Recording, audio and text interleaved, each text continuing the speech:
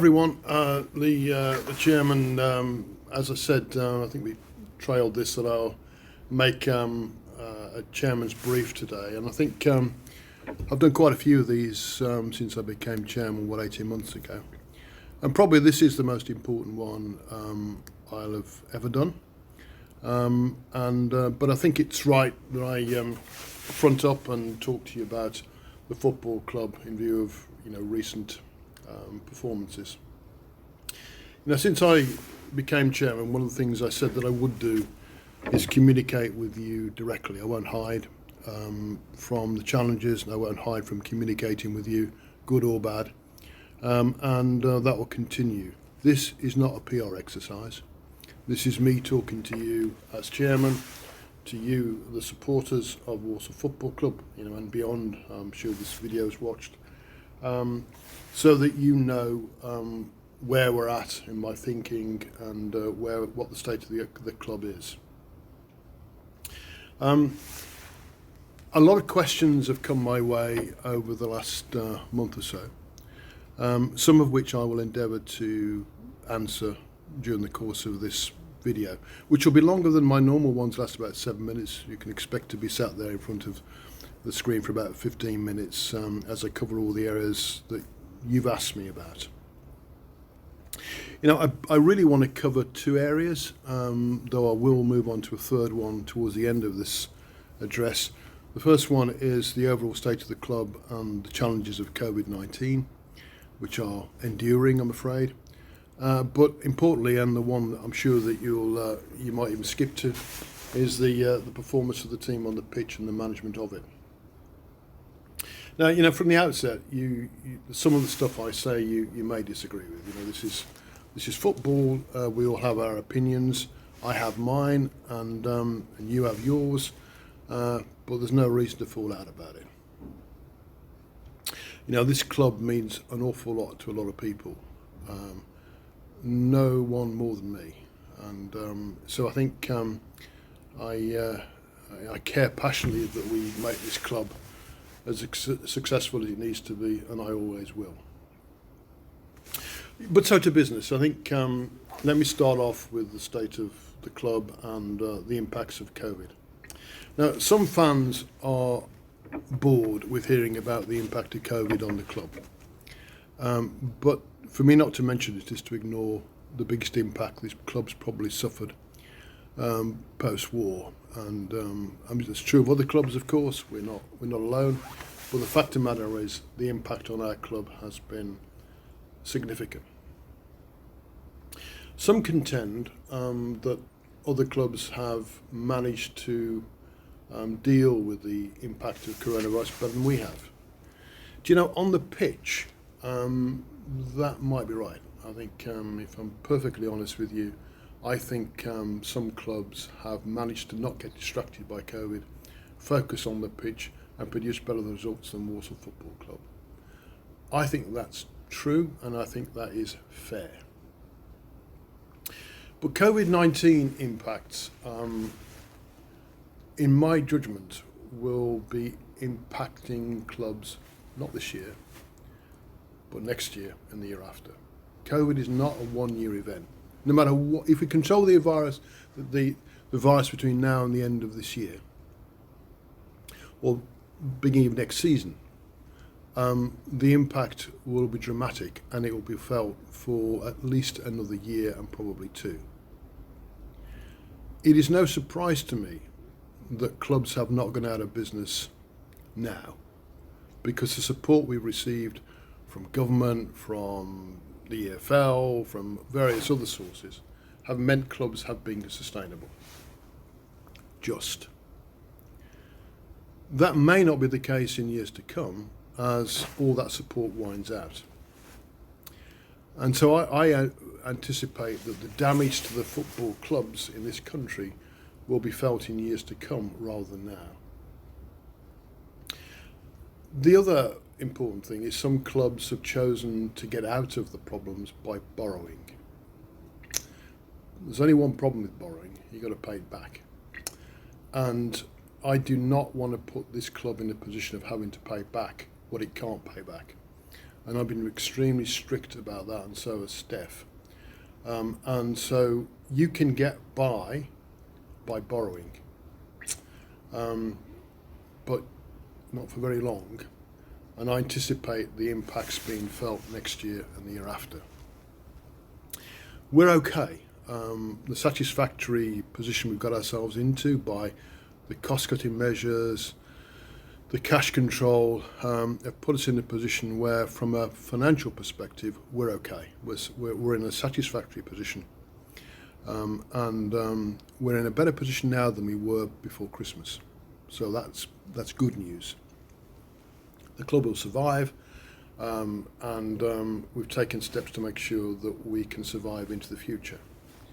And in that respect, I'm glad I'm chairman of Walsall Football Club, not chairman of some other clubs. Okay, so the finances are okay, and I'm more comfortable than I was before Christmas. I've been asked the question about what contribution all the directors have made besides me, and I think that deserves answers. So I think the answer is that we've had financial support from directors, me included. I've injected cash into the club to help the club get through the pandemic. I'm not alone. All the directors have done the same thing. And one of the directors, if you look around the stadium now, which I'm doing, all of the COVID-19 security stuff that we've got, which is considerable, was provided by him at no charge. And one of our directors has worked tirelessly on the commercial side of the business in commercially horrible circumstances with some success. So I have received support from the other directors, and so has the club. If that wasn't the case, I'd be making some decisions. But the support I've required has been coming through. And I've said personally, I've injected cash into the business to make sure that we are a sustainable business model going forward. If I have to do it again, I will. Just one other thing as well that I want to mention, a question that keeps coming up. I am the chairman and I own this football club in terms of controlling 76.4% of the shares. The rest of the shares are owned by a myriad of other people, hundreds of people who own very, very small shareholdings. Let me be absolutely clear. The former chairman owns none of them. Not one. And it's just a question that keeps coming up, and I want to nail it now. He doesn't own a single share in this business. And that's just a fact of the matter. So we're okay. The COVID has hit us hard, no question, hit everybody hard. We've managed through it successfully to this point, but I expect us to be impacted for a couple of years to come yet, as other clubs will, and I'm trying to make sure we're resilient into the future. Now to the team. Look, I'm not foolish enough. I'm not remotely happy with where we are in the league. A few weeks ago, I genuinely thought this squad of players could have pushed for the playoffs. I actually think they should have pushed for the playoffs, but they didn't. I did not anticipate the loss of form and the drop into the lower half of the league. It's very difficult to know precisely why that would be. Obviously the loss of Adebayo to the Championship was unhelpful in that regard, but nevertheless, I am very, very, very, very firmly of the view we should not be where we are in the league. Some people have asked me about whether that's a budgetary constraint and control on the club. The answer is categorically not. We are by no means the biggest budget in League Two, and we are by no means the lowest budget in League Two by a country mile. We're at least top half budget in League Two. I would argue probably top 10. So we are a club that on the pitch, and I can say this because I'm chairman, have punched below its weight. and I am unhappy about that. So I think that needed to be said. Now, in terms of the Darryl Clark situation, Darryl Clark phoned me on the Sunday and wanted a meeting with me on the Monday. That never sounds good. It's never good when I say it, but it's definitely not when the manager says it. So he asked for a meeting, and cutting what was a short story even shorter, he made it clear he wanted to move on for whatever reasons. He wanted to move on, and as I've said before, when anybody says that to me, find a solution. Because if he doesn't want to manage Walsall Football Club, let's find someone that does. So you're in an immediate situation of you're going on a Monday morning. We've got a load of matches to play coming up. They're coming thick and fast because of the strange season that we're in, and I have to find a solution to it. Brian was, as you know, the number 2 at the football club, and he'd impressed me from the day that he walked through the doors.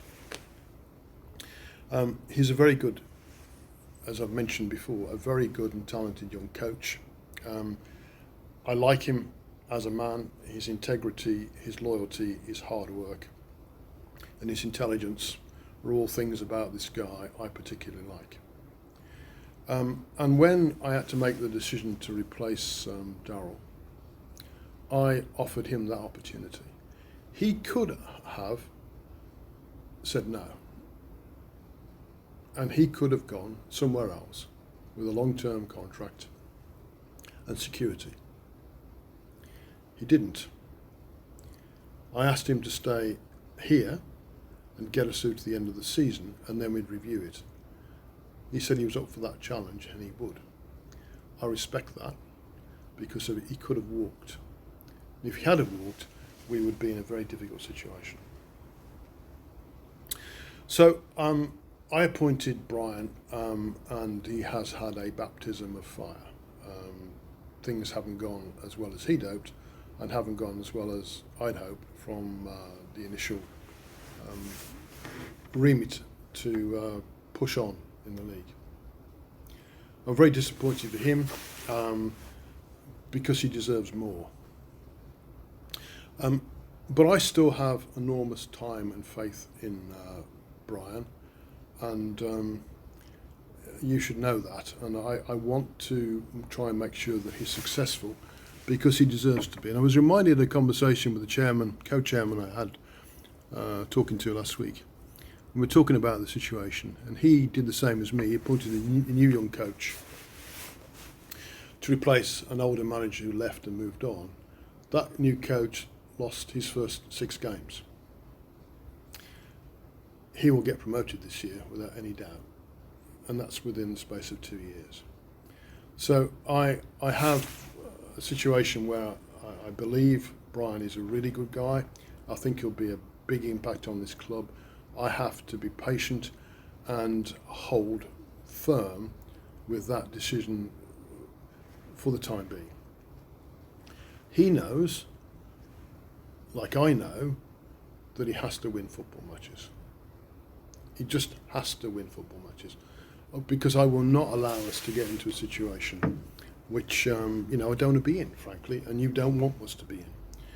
So Brian absolutely knows, good though he is, and much as I admire him and like him and think he will be an extremely good and probably very well-known coach going forward,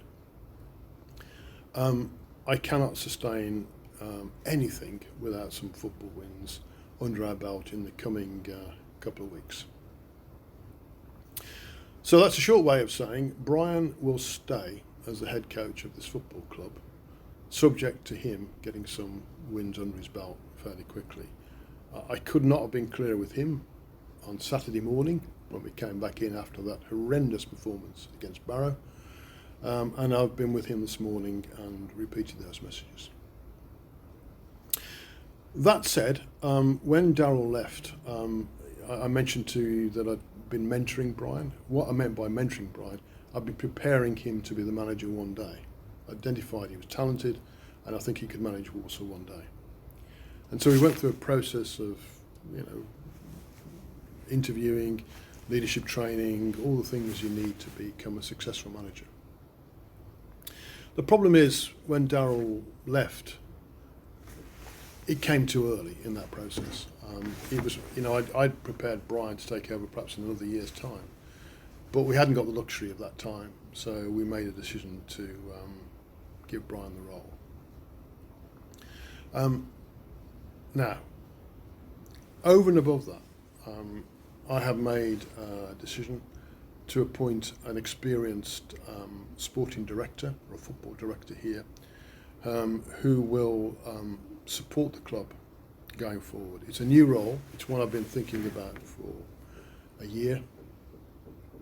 But because of the situation that we're in, I've decided to accelerate the pace. I was going to do it for next season. I've decided to make a move now.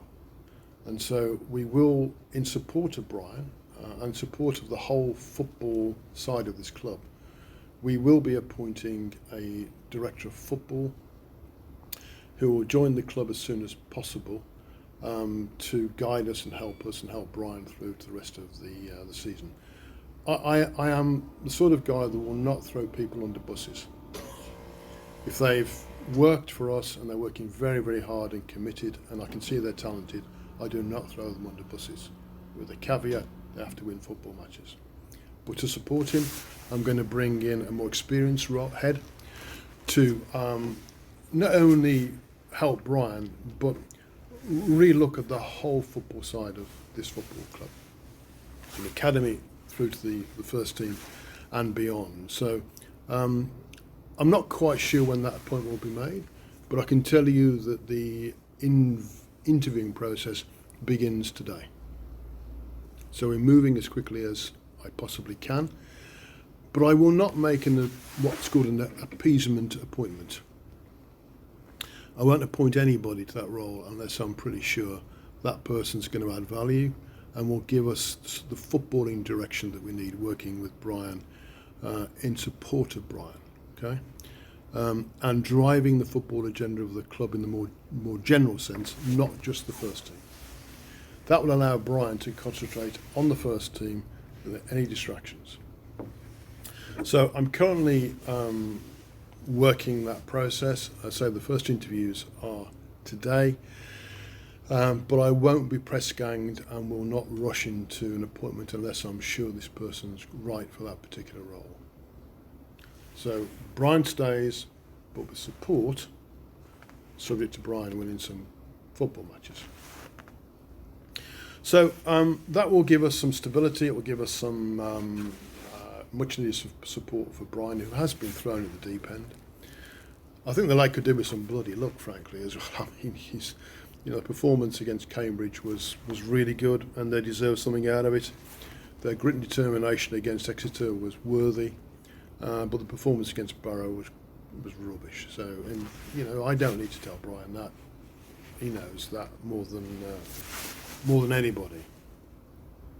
So that's what the immediate plan is, and I'll keep you informed as it progresses. But I repeat the point because it's really important. I will not make an appointment unless I'm sure it's right. I'll keep my eye on Brian and make sure that he's successful as he can be. And I won't be panicked into the situation, but equally I'll recognise that we have to get some wins under our belt. So expect that to develop over the coming days and weeks, and then we can all settle down a little bit more and enjoy our football. I just want to then just talk about the longer term view of the football club that I've got. Now I can't share with you a full-blown strategic plan, which I'm actually currently writing for the club, but I can give you these headlines. And it actually hasn't changed. The day I stood in front of the fans forum 18 months ago, and I said I want three things to achieve. One, I want to be able to communicate with you a lot better than the club had done before and build those bridges between the board and the supporter base. Because in Walsall Football Club, in my view, that needed attention. If I was not doing that, I wouldn't be talking to you now. So, I've tried very hard to do that. The second thing is we try and get you back into League One as soon as possible. I haven't done that, clearly.